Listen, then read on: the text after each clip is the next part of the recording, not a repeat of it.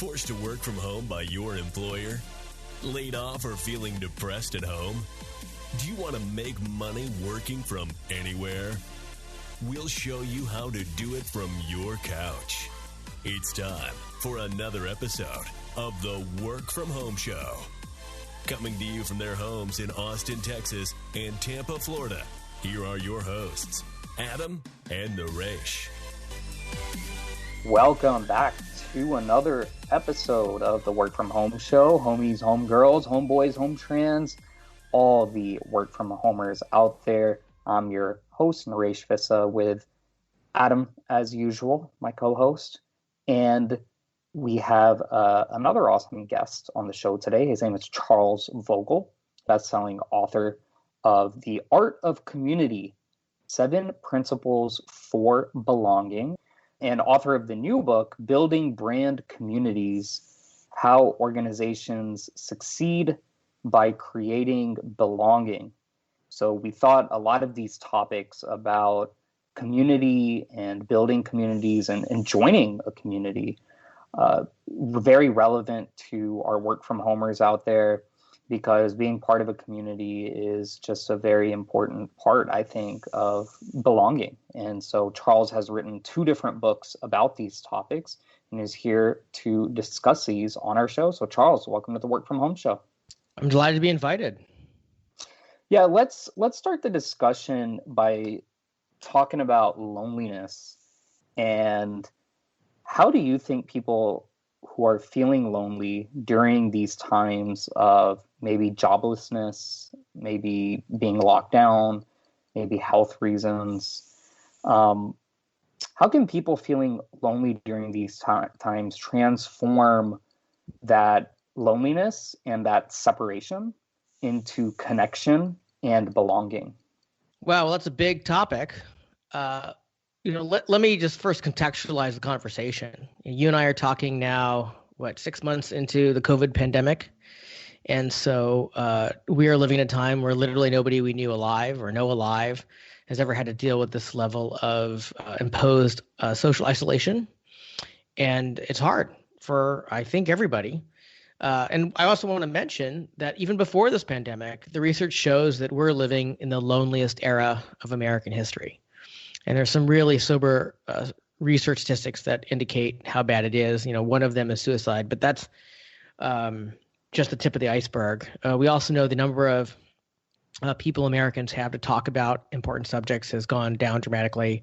And we also know that the number of Americans who say they have no one to talk to about important subjects has tripled in a generation. So when you and I meet people, or we even experience our own loneliness, when you meet people who are experiencing loneliness, it's not just us. It's not just our personal decisions. We are living in an era where this is a pandemic of loneliness.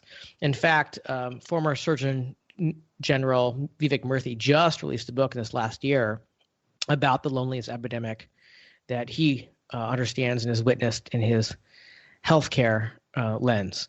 So it's a big deal. There is no silver bullet. If we could have solved this, it would have been solved. And there are many forces that got us here. We didn't end up here by accident, like overnight. So when you say, what can we do about this? Well, first of all, it's about acknowledging that we're in a toxic culture where there's loneliness that leads to health issues and, of course, all the feelings that come with feeling alone. And I could talk a long time about what we can do. Because we're in a pandemic where there's social isolation, one of the things that I like to bring up is talk about what I call invitation. We live in an era where I notice a lot of people who want to connect themselves, they want to connect other people, like to skip the invitation part of the process. They like to announce things either in mass emails or like to post things on social media, but they're not actually reaching out to somebody and inviting them into a relationship or a conversation or an experience. And of course, an experience or a conversation or even a relationship can develop digitally mediated. In this context, what I mean by invitation is inviting someone to participate in something where they know that someone, in this case, we, really would like them to participate and it would make a difference for us if they did, which is in contrast of announcing something and just letting people letting others know something is happening, and then looking to see who shows up, but they never know if and how much we care that they show up.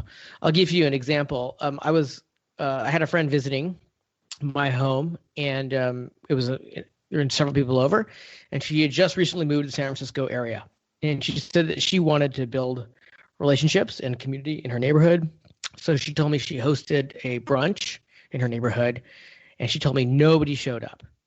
And she asked me, her friend, who's an expert in community, well, how can she build community if nobody will show up? And of course, I don't know the answer. I don't know what it is about her people do or do not like. I don't know what it is they like to do. But I asked her this question: how many people did you invite?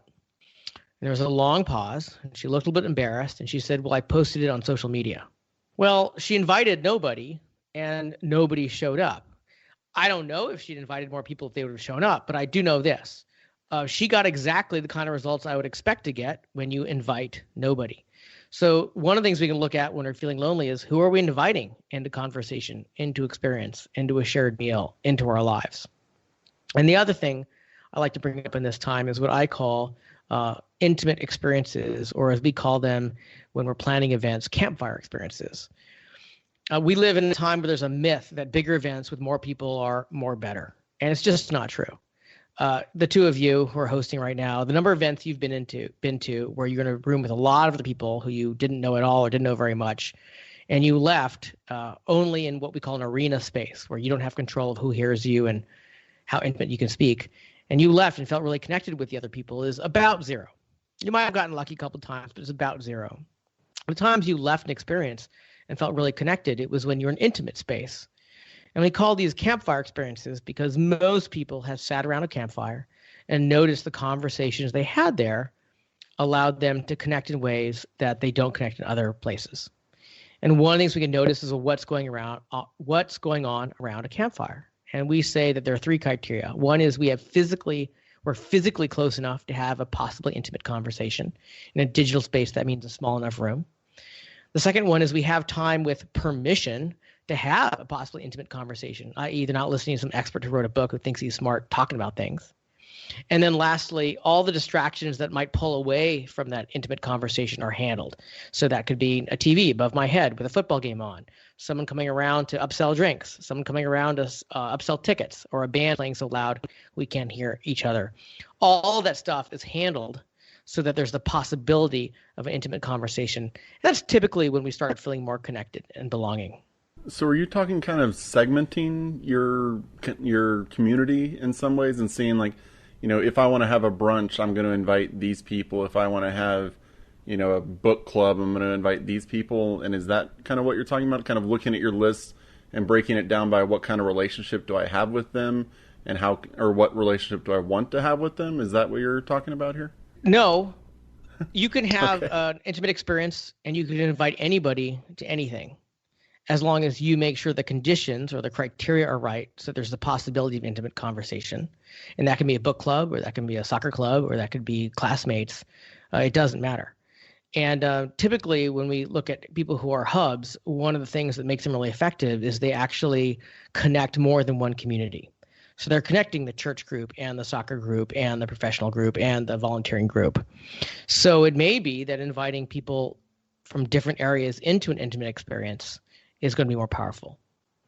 Charles, you just kind of talked very deeply about friendship and community. Before we move forward in the discussion, I'm just curious, how did you become an expert on this topic? Kind of what's your background and what got you writing and speaking about it? Well, I'm writing about community in particular because, like so many people, I spent many years really longing to find the place where I knew I would belong and making the friends that I wanted to make, and I didn't find them for a long time, and I was searching for those people. In my youth, I did many things. Amongst them, I was a volunteer in a radical homeless ministry in my 20s in California. Then I served in the U.S. Peace Corps, and I worked on human rights issues and healthcare advocacy in sub-Saharan Africa. When I got back to the United States, I made a film about genocide survivors as a PBS filmmaker, and then worked on the outreach from that and had to fundraise and bring people together to make that project. And then because I experienced worker abuse, I organized restaurant workers in New York City for several years. And while those are all disparate experiences, what I now realize was those are the crucibles in which I had to learn the importance of and how to bring people together around shared values and purpose. When I got to graduate school to study religion, philosophy, and ethics, I didn't know anybody on campus, and because of the history of the school, I was convinced that I would never actually belong there, even though I was studying there. And so I reflected on the wisdom shared with me by some elders, and my wife and I started hosting dinners in our little home every Friday night. And in the beginning, we wouldn't know who was going to come. We didn't know how many would come. We didn't know if they did come, whether they'd like us. And it was a really rocky beginning. But later that year, something extraordinary happened, and we had regulars who would come, and we would share long meals together on Friday nights. And over the next couple of years, we hosted over 500 individuals in our home, one small dinner at a time. And some of those people have become the most important friends of my life. Some of them stood with me at my wedding in the middle of the Pacific Ocean. So when I got out of graduate school, I had then studied leaders in social movements, political movements, religious movements in my studies. And I got out into the world with a graduate degree in religion and a lot of experience in activism and didn't know what to do. And I discovered there were leaders in large organizations that were really good at many things. They were really lousy about bringing people together that were important to them and connecting them in ways that made them more effective, be that inside an organization or colleagues or professional associations. So after an inspiration over one lunch with an executive of a well-known company, I sat down to write what I thought was going to be 10 pages to help him with his struggles. And it turned into a book, and now we're talking now. So how do you get past, is it just persistence? I mean, today's communication is so easy with texting especially that you can invite people over and they'll say yes at first, and then they don't have to call you and tell you, hey, I'm not coming. They can just text and say, oh, I'm sorry, something came up. Is it just the persistence that allows you to get through kind of that breakthrough? Like you were talking about having the people over and inviting them every week. Is that how you get through, or is there a better way for people to, actively get people engaged and build their community? Well, I don't know how to respond to that. In my experience, everything that I'm good at, I only got good at it because of persistence. Maybe other people are lucky and they're way better than me and they get good quickly. For me, I just got to keep doing it until I get good at it. So I think that if there's no persistence, at least in my life, success doesn't happen. With that said, there are going to be people who are just not going to respond, and fair enough. Our job is not to convince people to hang out with us or to be our friends. At least I don't see it that way.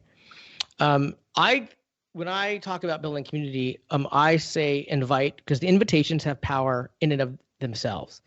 We live in the loneliest era of American history. And when someone gets an invitation from me or the two of you, whatever else happens, whether they say yes or no, a few other things are happening. One is they have evidence that somebody thinks they belong with somebody, in this case, us. And even if they never say yes, they have proof that somebody in the world thinks they can be connected with us. The other thing that we leave with them is the impression, and I hope accurately, that we have the power to bring people together. And in the loneliest era of American history, I think it makes a big difference for others to know that they know people who can bring people together. So the invitations have value whether people say yes or they say no. And when I send out invitations, the way I think about it is the no's don't count. I may invite 100 people and maybe only 2 will say yes. And when they show up, we're going to have as good a time as we can make. And at no point in that evening or on that outing are we going to think, gee, how terrible this experience is because 98 people didn't show up. And I never invite a bunch of people and then have an unlimited space to join me. In fact, my wife and I host before COVID, many evenings in our homes for meals, and we cap it at 14. That includes us. I may invite, or often do invite, more than 14 people, but once those seats are filled, they're filled. And so it doesn't matter to me if 20 people don't show up because they don't respond or they don't want to spend time with me. We're going to have a fantastic evening with the people who do show up. And if someone doesn't communicate in ways that make it possible for you to include them, then that provides an opportunity to communicate. Look, if I'm going to spend several hours making a meal for you, if I'm going to sit at my house to share a meal with you for 3 hours and you don't show up, that makes a difference in our relationship. Doesn't mean you're a bad person. Doesn't mean you can never come back. Just know that that makes a difference when I prepare for several hours and you don't show up. And then if you have people in your life who would rather jerk you around than accept your invitation, then you get to invite other people. And I don't think that's hospitality. That's just how the world works. If people jerk us around, we typically don't continue investing in them. Yeah, and talking now about we've discussed kind of building that community, but how can we get that community and encourage our friends to affect positive change and to take that, I guess, friendship to the next level? So I'm not clear about the question. How can you help friends create positive change and take their friendship to the next level? Yeah, so we've been talking up until now kind of about, inviting people and spending time with people, Mm-hmm. but in your books, you talk about a lot of different principles for actually affecting positive change. It's one thing to just invite people over for dinner, eat a meal, and just talk about whatever it is, but you brought up earlier, you've done some really, really great things to affect positive change, whether it's feeding the homeless and giving back. How can people take their friendships to that next level so that they can affect positive change on a meaningful level? For the purposes of my work, mobilizing people, if that's what you're talking about, is one thing we can do when people are connected together. In my work, a community is a group of people who share mutual concern for one another.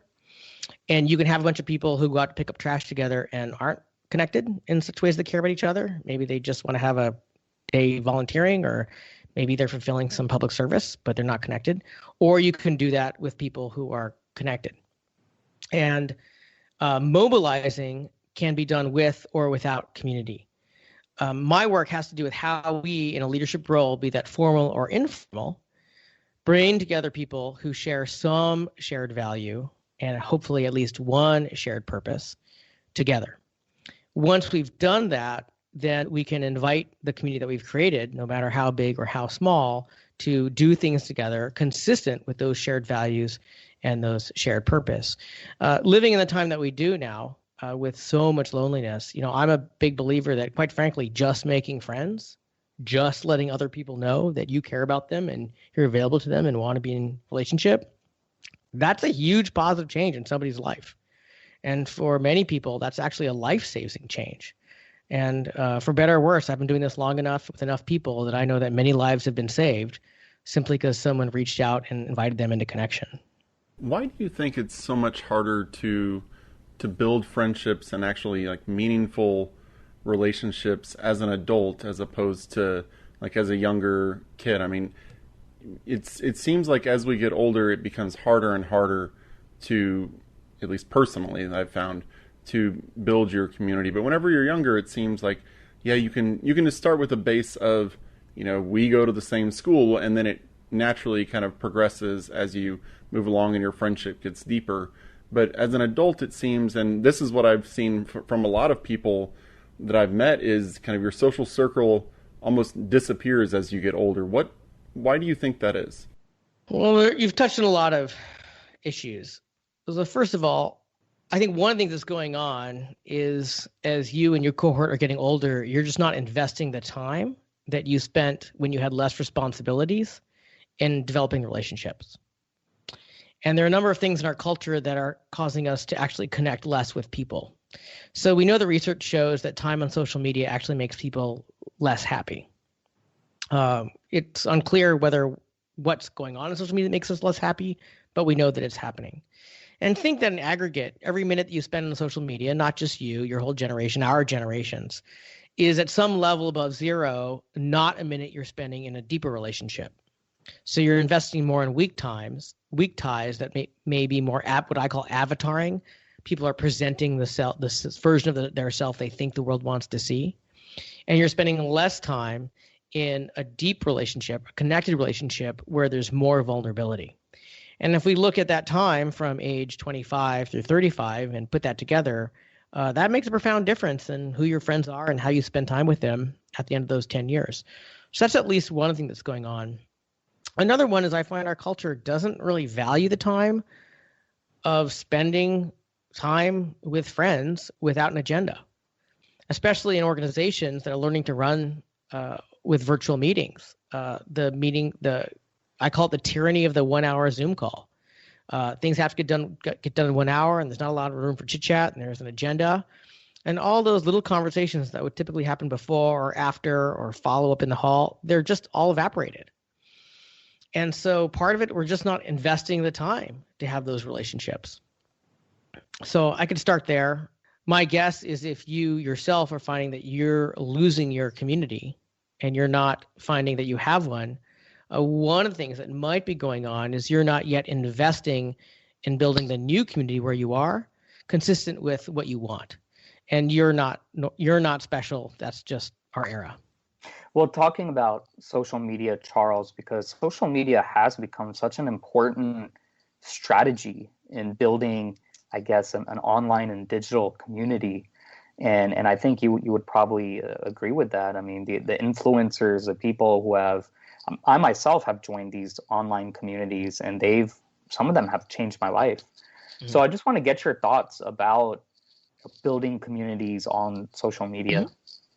Yeah, well, I wrote a whole book on this, and so I want to make sure that we don't treat this as a really quick and trite, subject. It goes deep. What I can share in this space is many people who say they have an online community don't. For my work, I define a community as a group of people who share mutual concern for one another. Many people who say they have online communities have a list. They have a list of people who listen, a list of people who watch, a list of people who clicked a button.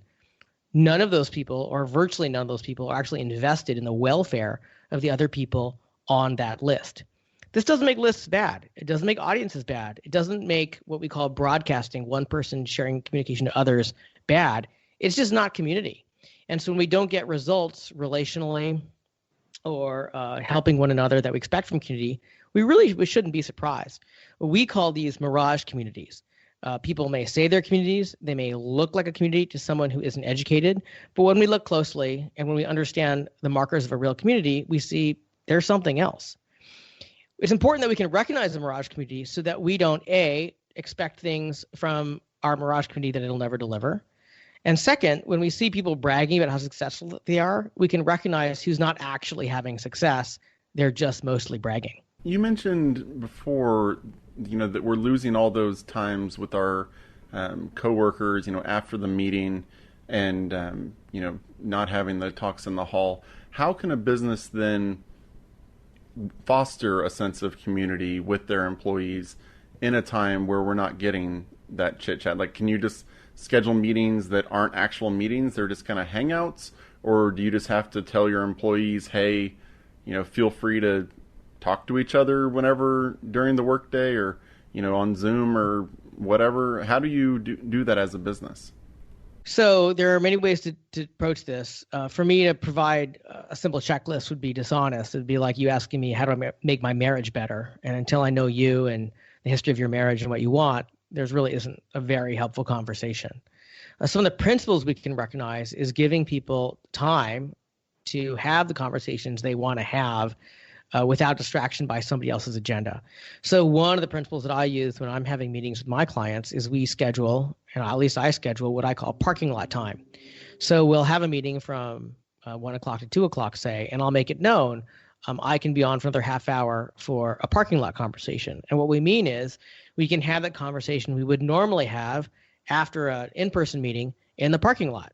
We don't have to have it. If you leave because you have to get somewhere else and can't be in it, that's not a demerit. But if you want to have that follow-up, that clarification, or that heads-up conversation, that time is there. Going back to social media, I just have a tip for our listeners, and I'd love to hear your thoughts, Charles. But you brought up that people, the more you use social media, the more depressed or the more unhappy that you're going to become, and the research backs this up. And so this is not an earth-shattering tip out there, but I think if you, and when I say you, I mean our listeners, if you are going to treat social media like it's a job, like you have to come out with this post every day, or you have to, check your feed just to get into debates with people, about whatever the topic is, sports, politics, yeah, that's going to make you unhappy, and it's going to take away from your life, really, because you have a life to live and you have a job to work, and your job is not, unless you are some kind of researcher, social media researcher. It's to me, it's just a complete waste of time. And so I just think, look, if you have the time and you're just looking to pass time, okay, whip out the Facebook app, Instagram app, just scroll through it, like a few posts, like a few pictures, and then move on to the next thing if you have that time. But if you treat it like a job when it's not your job, which I think so many people do around the world. I mean, Facebook now has, I think it's over 2 billion users. Well, then, yeah, it is going to lead to more unhappiness and depression. And based on that, Charles, why do you think we're actually continuing to do it? I mean, people have heard the numbers saying, social media doesn't make us happy, and yet it continues to grow. Is there just such a need for community in people, do you think, that we're willing to give it a shot? Or why, have you found any reasoning behind people's continued excursions into the social media world? Well, there is a lot of ink written about how our brains respond to novelty and the wanting to be liked. And I know there are people paid very, very robust amounts of money to make these apps as addictive as possible. And I, quite frankly, know some of them. And so every time you pick up a device, you are stepping into a world where highly incentive people are trying to pull you in, and they largely don't care a whit about your welfare. What they care about is their key indicators: clicks, time on screen, money spent. So I don't know any community that you two want to join where I would send you to and say, look, when you get there, just know everybody running it doesn't care about how healthy you are, how connected you are, how happy you are. What they care about is how much money they're getting out of you and how much time they can get your attention. And if I did take you to that place, you'd want to get out of there as quickly as possible. Unfortunately, the people who do this are really, really good, and our era is getting the results of it. At least this is one of the factors that's gotten us here. Yeah, and I think you used the right word, and that's addicting or addiction. And it certainly is. I did read some kind of study saying that not just social media, Instagram, Facebook, but even our mainstream news media, you turn on the TV, you read the newspaper, they're essentially written or published in such a way that it's addicting. I mean, I've been a victim of it. I mean, during times where there are major news events, exhilarating news events, I'm in front of the TV and just waiting for the latest thing, the latest development to come out. And that's part of the reason why I choose, we don't have like a big cable subscription or anything, and I don't watch the news or actively read it, because when I did do that, I found myself being addicted and taking away from my community, taking away from having deeper, meaningful friendships with my friends. So your thoughts on that, Charles? I'm delighted that you can recognize that you see this isn't all good for you, so that at your age now, you can choose the rest of your life how you want to invest your waking time to make the life you want to make. I'll share, for me, since we're living in social isolation, I can't go to the gym. So one of the things I'm doing is I'm going to the beach, and I'm walking the beach for at least an hour a morning when the air isn't poisoned in California. And I call people that are in my phone. And some of them I haven't talked to in well over a year. And some of them live very close, and some of them live on the other side of the continent. But I call them, and I don't know if they're going to pick up, and they don't know that I'm calling, and I don't know what we're going to talk about. But I know that the least that will happen is they'll have evidence that I'm thinking about them far away. And what really happens is some percentage of them pick up, and I'm shocked how excited they are to hear from me. I don't call them very often. They weren't thinking of calling me. We don't have a reason to talk, but I just get to call as a friend. And sometimes we have fascinating, deep, and inspiring conversations. I called one colleague who's working on a project I'm working on, and we're friendly but not deep friends yet. And I called him because I had time walking on the beach. Turns out we had an hour and a half conversation. At the end of the conversation, he thanked me and told me how healing the conversation was. I didn't know that he needed a healing conversation. I didn't know I could provide it. I didn't know if he'd have time to talk to me, but because I dialed the number, we had that conversation. And if you have a phone and there are numbers in it, I think that's something we can all do with that criteria. Yeah, now talking about companies, you say in your new book, Building Brand Communities, How Organizations Succeed by Creating Belonging, you talk about why it's important for companies to instill a culture where employees feel like they belong. Can you talk a little bit about this culture that you reference and kind of the steps and ways to instill such a culture? Well, everybody who's hiring people or building a team in this era is hiring people who are in the loneliest era of American history. And largely, Americans are really lousy about connecting. And we know that because they're not connecting, or we're not connecting. So it's not simply a matter of just putting people in a room, ordering pizza, or just telling them to work nice and it'll all work itself out. It will not work that way. People will not connect. And we know out of research coming out of Yale School of Management that having a friend at work or having friends at work seems to be a silver bullet in reducing disengagement, burnout, and accidents.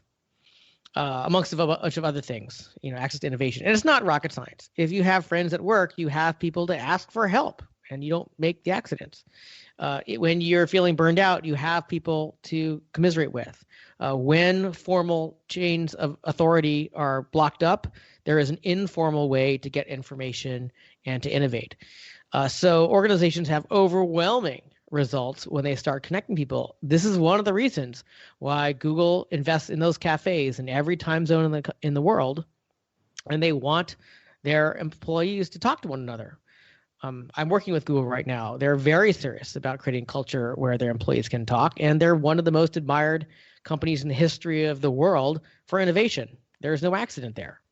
One of the ways we need to do this is to value the time where employees are just connecting, where we don't know what they're going to talk about, where we don't know how long they'll talk about it, because we just know that in aggregate, that's helping the organization when it becomes more integrated.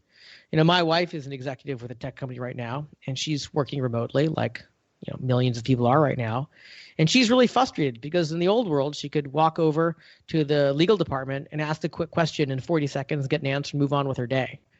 Now she has to make an appointment with the legal department. Then they have a formal phone call, and then she can't talk to them again if she has a follow-up conversation. Can you imagine how much that's inhibiting an organization when those relationships, those friendly, casual relationships are missing to speed along work? It's a big deal. Yeah, and the kind of the last thing to piggyback off what you're saying, the remote work environment and the remote work from home environment. So I'm assuming when you came out with this book and when you wrote it, this was before the lockdowns, before the pandemic, and a lot has changed.